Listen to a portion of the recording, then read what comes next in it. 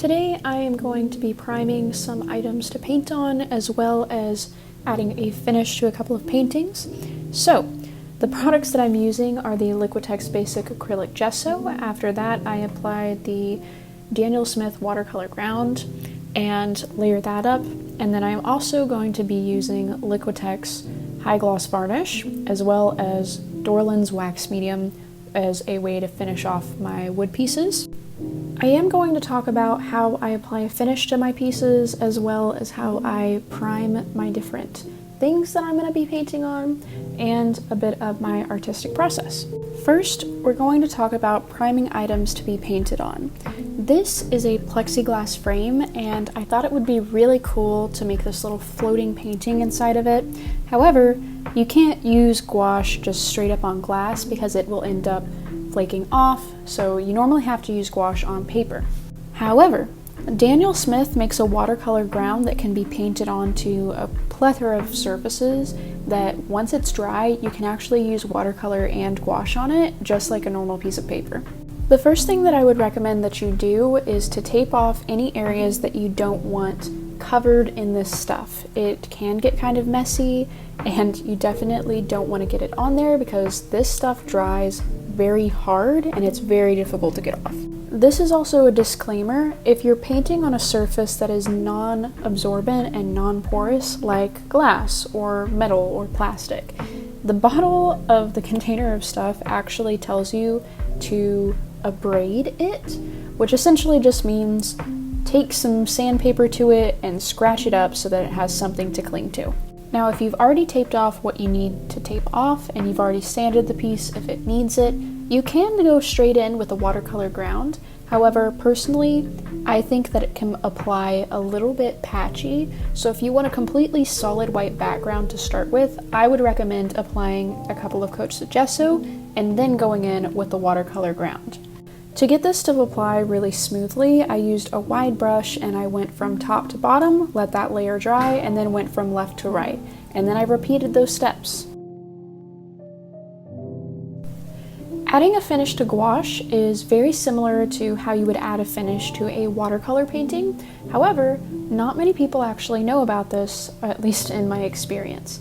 So with watercolor paintings, you cannot add a liquid varnish or a liquid fixative spray. The reason behind this is because it is a water-activated paint, watercolor is, and so is gouache. So if you're adding a wet liquid on top of it, it's going to reactivate the paint and it's going to smudge or smear your painting. The solution to this is to actually use a wax medium to create a layer of wax over your painting. Wax does not mix with water, and it can only be taken off with an oil-based solution or mineral spirits, so you're actually going to be waterproofing your piece as well as overall protecting it, and it's not going to smudge because it is not a water-based product. I've been using Portland's Wax Medium. It lasts a long time because a little bit goes a long way, and it just dries down really nice so that it's not sticky. The problem that I've found with this is that gouache is made to be a matte medium. It dries without a shine. Whereas when you add wax on top of it, it does give it a little bit of a shine to it. Nothing super glossy, it's not going to be glossy, but it is going to have a little bit of a shine more than if you just didn't finish the piece. So it's really up to your own discretion if you decide to finish it or not.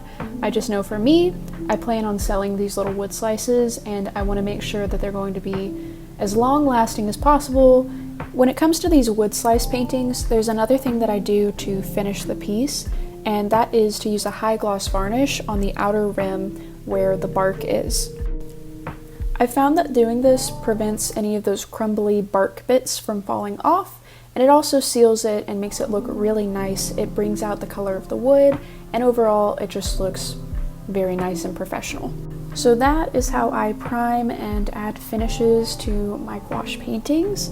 I don't add the wax medium as a finish for my paper gouache paintings right now, just because I know that if they're on paper, they're probably going to be hung in a frame, and if they're behind glass, they don't really need a wax finish. So I normally just do the wax finishes if it's on a wood slice or like a piece of glass that's not going to be underneath a protective coat. So I absolutely love gouache, and even though I mostly use watercolors as a base for my gouache paintings, I also really love watercolors, and I think that knowing how to properly prime and finish off those pieces can be a complete game changer. I know for me, I hadn't been making any paintings really on these little wood slices unless they were with acrylic paints, and if you know me, you know that I hate acrylic paints. So I feel like this is a really cool, neat little thing to be able to just paint some white stuff on this little thing, on this glass, on this metal, or whatever you want to paint it on, and then be able to turn that into a watercolor painting or a gouache painting. That's incredible to me. I hope that you found this video helpful or insightful. If you do end up getting this watercolor ground and you make something, you can definitely tag me at FallowFawnArt on Instagram, and I would love to see your pieces. This really is such a cool concept to me. I hope you have a great week, and I will see you around.